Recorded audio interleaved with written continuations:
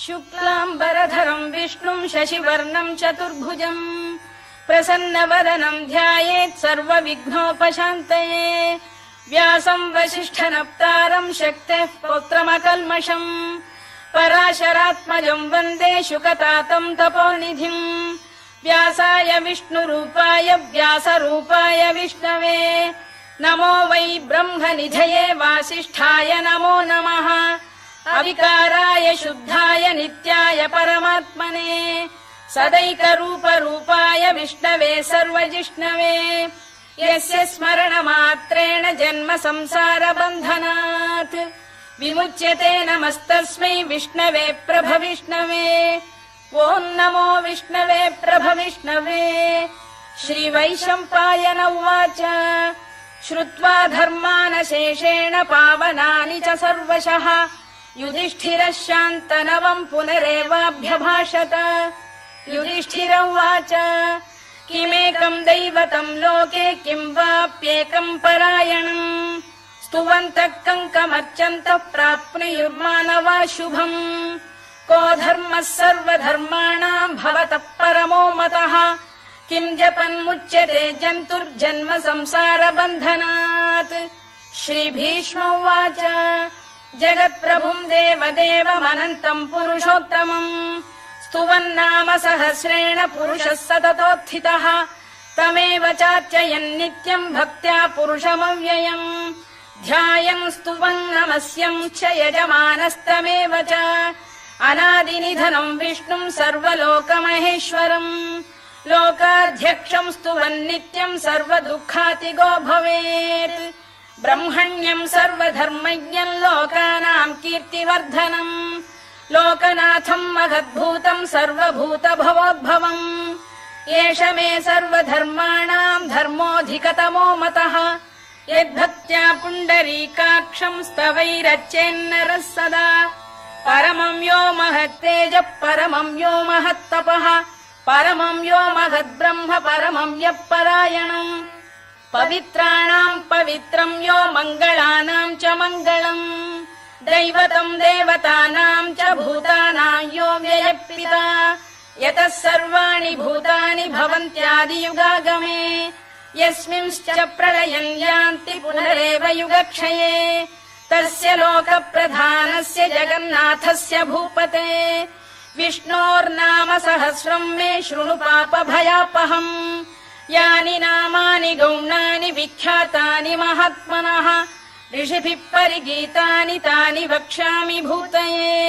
ऋषिर्नाम्नाम् सहस्रस्य वेदव्यासो महामुनिः छन्दोऽनुष्टुप् तथा देवो भगवान् देवकीसुतः अमृतांशुद्भवो बीजम् शक्तिर्देवकी नन्दनः त्रिसामाहृदयम् तस्य शान्त्यर्थे विनियुज्यते विष्णुम् जिष्णुम् महाविष्णुम् प्रभविष्णुम् महेश्वरम् अनेकरूपदैत्यान्तम् नमामि पुरुषोत्तमम्। अस्य श्रीविष्णोर्दिव्यसहस्रनामस्तोत्रमहामन्त्रस्य श्रीवेदव्यासो भगवान् ऋषिः अनुष्टुप्छन्दः श्रीमहाविष्णुः परमात्मा श्रीमन्नारायणो देवता अमृतांशुद्भवो भानुरिति बीजम् देवकी नन्दन श्रेष्ठेति शक्तिः उद्भवः क्षोभणो देव इति परमो मन्त्रः शङ्खबृन्नन्दकी चक्रीति कीलकम् शार्ङ्गधन्वा गदाधर इत्यस्त्रम् रथाङ्गपाणिरक्षोभ्य इति नेत्रम् त्रिसामासामगः सामेति कवचम् आनन्दम् परब्रह्मेति योनिः ऋतुः सुदर्शनकाल इति दिग्बन्धः श्रीविश्वरूप इति ध्यानम् श्रीमहाविष्णुप्रीत्यर्थे सहस्रनाम जपे विनियोगः।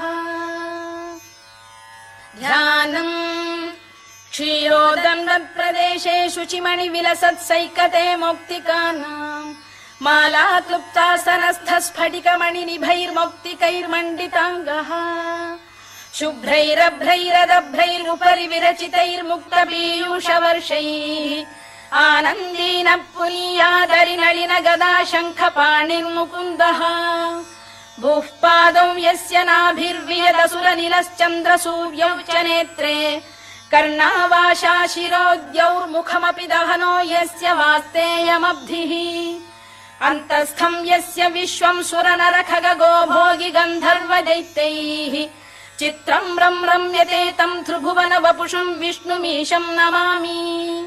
ॐ नमो भगवते वासुदेवाय।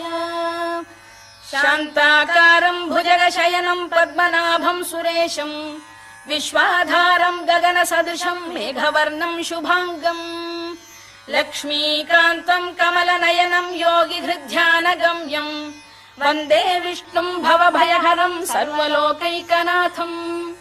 मेघश्यामं पीतकौशेयवासं श्रीवत्साङ्कं कौस्तुभोद्भासिताङ्गम् पुण्योपेतं पुण्डरीकायताक्षं विष्णुं वन्दे सर्वलोकैकनाथम्। नमः समस्तभूतानामादिभूताय भूभृते अनेकरूपरूपाय विष्णवे प्रभविष्णवे सशङ्खचक्रं सकिरीटकुण्डलं सपीतवस्त्रं सरसीरुभेक्षणम् सहारवक्षस्थलशोभिकौस्तुभं नमामि विष्णुं शिरसा चतुर्भुजम्। छायायां पारिजातस्य हेमसिंहासनोपरि आसीनमम्बुदश्याममायताक्षमलङ्कृतम् चन्द्राननं चतुर्बाहुं श्रीवत्साङ्कितवक्षसम् रुक्मिणी सत्यभामाभ्यां सहितं कृष्णमाश्रये।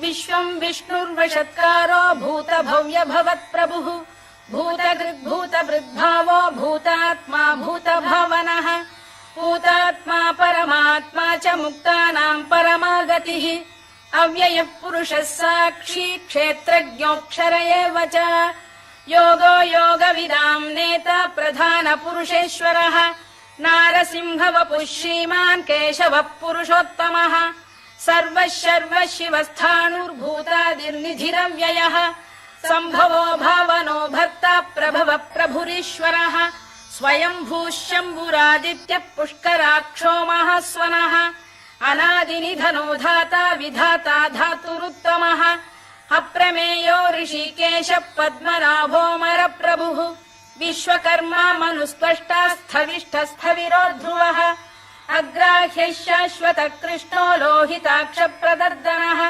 प्रभूतस्त्रिककुब्धाम पवित्रं मङ्गलं परम् ईशान प्राणद प्राणो ज्येष्ठः श्रेष्ठः प्रजापतिः हिरण्यगर्भो भूगर्भो माधवो मधुसूदनः ईश्वरो विक्रमी धन्वी मेधावी विक्रमक्रमः अनुत्तमो दुराधर्ष्य कृतज्ञः कृतिरात्मवान् सुरेशः शरणं शर्म विश्वरेता प्रजाभवः अधः संवत्सरो व्याल प्रत्ययः सर्वदर्शनः अजः सर्वेश्वरः सिद्धः सिद्धिः सर्वादिरच्युतः वृषाकपिरमेयात्मा सर्वयोगविनिसृतः वसुर्वसुमनः सत्यः समात्मा संमितः समः अमोघः पुण्डरीकाक्षो वृषकर्मा वृषाकृतिः रुद्रो बहुशिरा बभ्रुर्विश्वयोनिः शुचिश्रवाः अमृतः शाश्वतस्थाणुर्वरारोहो महातपाः सर्वगः सर्वविद्भानुर्विश्वक्सेनो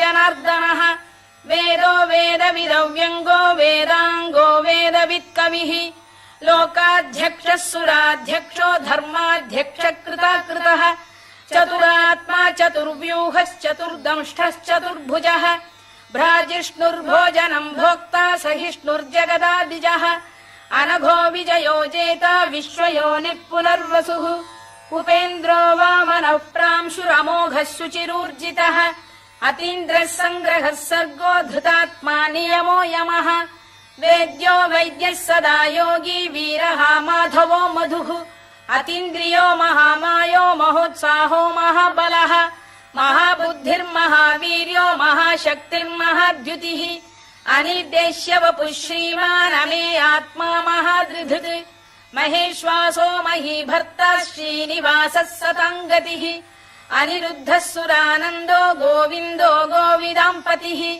मरीचिर्दमनो हंसः सुपर्णो भुजगोत्तमः हिरण्यनाभः सुतपाः पद्मनाभ प्रजापतिः अमृत्युः सर्वदृक्सिंहः सन्धाता सन्धिमान् स्थिरः अजो दुर्मर्षणः शास्ता विश्रुतात्मा सुरारिः गुरुर्गुरुतमो धाम सत्यः सत्यपराक्रमः निमिषो निमिषस्रग्वी वाचस्पतिरुदारधीः अग्रणीर्ग्रामणी श्रीमान् न्यायो नेता समीरणः सहस्रमूर्धा विश्वात्मा सहस्राक्षः सहस्रपात् आवर्तनो निवृत्तात्मा संवृतः सम्प्रमर्दनः अधः संवर्तको वह्निरनिलो धरणीधरः